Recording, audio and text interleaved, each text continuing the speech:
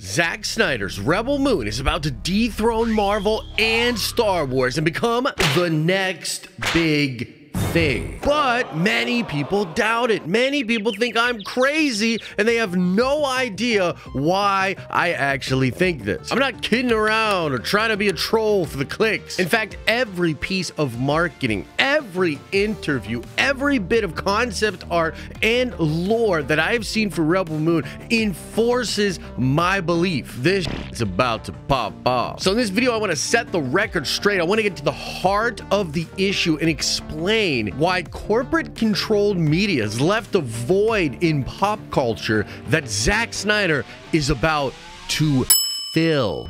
That feels weird, but I'll allow it. Now, the current landscape of the pop culture zeitgeist is a mixed bag, to say the least. If you look around, almost all of the once great franchises are on a decline. Star Wars has been in a tailspin since The Last Jedi, and they've made a series of bad choices over the years that have made it even worse for them. Even their hit show, The Mandalorian, has declined in viewership by 30% for its third season when compared to its second season. And that's despite Disney Plus having way more subscribers now than they did when the second season was airing. Marvel Studios recently delivered its lowest box office performing movie ever. And almost all of the lowest Rotten Tomatoes scored pieces of Marvel content have come out in a post-Endgame world. DC is almost too sad to talk about, but the failure's been obvious and it's been everywhere. That started a long time ago with the studio constantly interfering with Zack Snyder's early DC work to the point where, of course,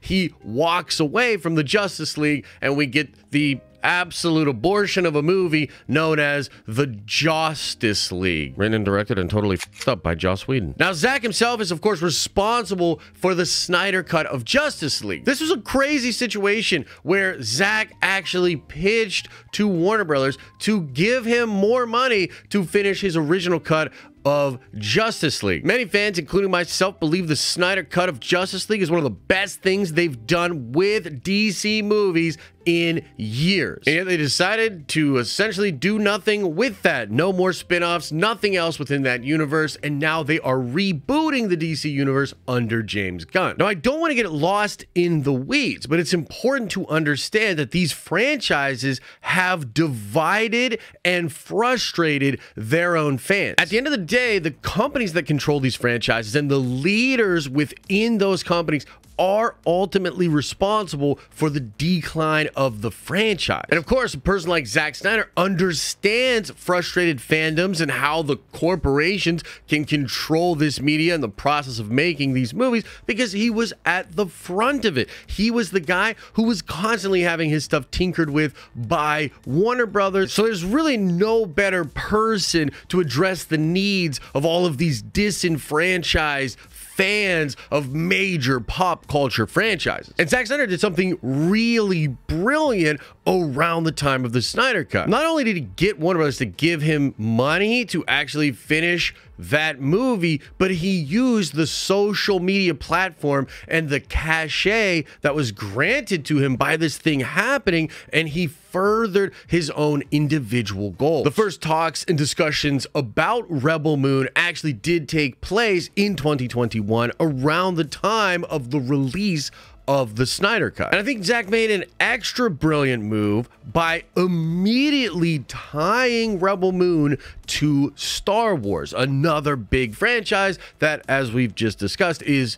in decline. Zack also secures a huge deal with Netflix to develop different movies around this same time. Again, leveraging this moment in the zeitgeist and leveraging the buzz and the hype that came with the Snyder Cut happening and being released. So it's like Zack already had all of these disenfranchised DC fans that would follow him to whatever project he was going to do next. And by talking about how Rebel Moon was pitched as a Star Wars film, he was able to tap in to all the frustrated Star Wars fans. And I know this because I am one of those frustrated Star Wars fans, and I personally find the idea of Zack doing a Star Wars movie to be like really intriguing. There's some questions I have on whether or not it would work because Zack's stuff tends to be very mature, and that's just not what Star Wars is. I do think Star Wars, when it is doing its best, is essentially for a YA audience, but is also really accessible to older generations as well. But it is still brilliant to tap into another corporate controlled piece of pop culture franchise that has this super divided fan base. Star Wars fans would read about this story and understand that there was a version of the sequel trilogies, or at least an alternate reality in which Star Wars wouldn't have just been the sequel trilogies and Zack Snyder would have been involved with that. But of course, they rejected this pitch, and Zack Snyder is now taking that idea and making it his own IP. And it feels like he's leading this crazy exodus of burned and scorned DC fans and burned and scorned Star Wars fans to Rebel Moon. So I think that's a very important part of why Rebel Moon is poised to take over Marvel and Star Wars. That's essentially going to give them the opportunity. But Rebel Moon itself is also uniquely designed to take advantage of this opportunity. Even though Rebel Moon was pitched as a Star Wars movie, it's also a concept that Zack Snyder has been working on for over 20 years. It is said that there is a 450-page Bible that Zack Snyder has that essentially lays out all the lore and canon for this universe. And it's obvious that Zack and also Netflix are aware of the richness of this universe. Rebel Moon is already 2 movies. You're going to get the first part this December, and then just a few months later in March, you will get part 2. Zack is also doing R-rated extended director's cuts of both versions of the movies, which are also going to tap more into the lore. On top of that, there's a lot more Rebel Moon content coming in other forms. They are currently developing an animated show, they are developing a video game, and they have developed multiple comic books which are said to release in this same window between these 2 movies. So you see, this is so much more than just a science fiction movie or a cool pitch that can be done pretty easily without filling in a ton of the backstory. This is a living and breathing universe, a brand new IP, and therefore Rebel Moon will have various offerings and rabbit holes for fans to explore. And that's really important as well. That is a key factor in how certain franchises take over the zeitgeist and how fans are able to engage with these things beyond just the said show or movie that a studio or a company is releasing. And the fact that Netflix is developing all of this and helping to push out Rebel Moon for Zack just shows that they see the potential in this becoming one of the next big IPs out there in the world. I also think Netflix has something really interesting that not a lot of studios still currently have, and that is access to a very global and international audience. Netflix is still way more regionally accessible than a lot of the other streaming services, and Zack Snyder also has a way more international appeal than most Hollywood producers and directors. And the fact that so many people have Netflix and so many people know about Zack Snyder,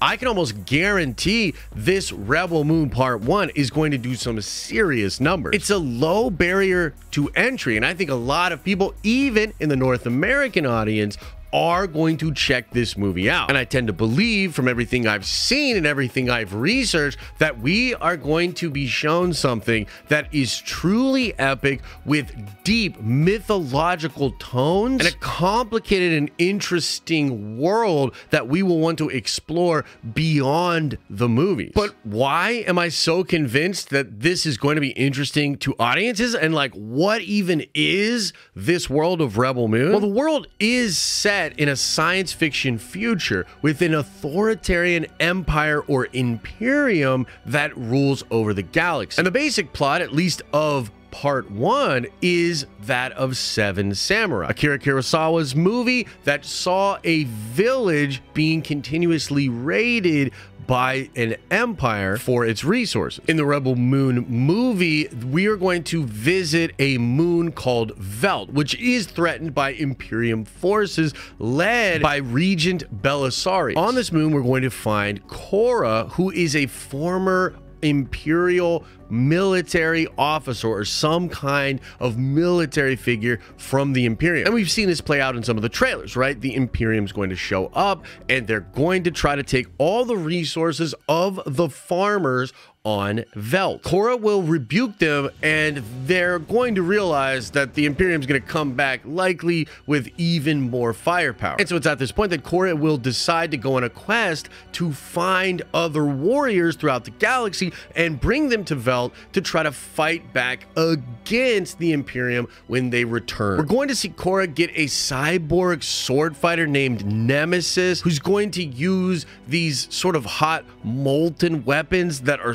so crazy she had to cut off her own hands and get robotic hands just to be able to use. We're gonna find a former noble that's now a blacksmith named Tarak. Jaman Hanso is gonna be playing an Imperial general named Titus. We're gonna find a mercenary pilot played by Charlie Hunnam named Kai. And we're also gonna find this weird sentient robot named Jimmy, who's voiced by Anthony Hopkins. There's also something interesting being teased in the various trailers which speak to prophecy and speak to a good king, a noble ruler of the Imperium who was either slain or died some time ago. And so a lot of the characters that Korra is going to go recruit seem to be tied to this older version of the Imperium or this old and noble king. And there's also a lot of dark and mysterious aspects to what is going on with the Imperium, including these characters who are known as the Scribes. They apparently work for a minister of memory,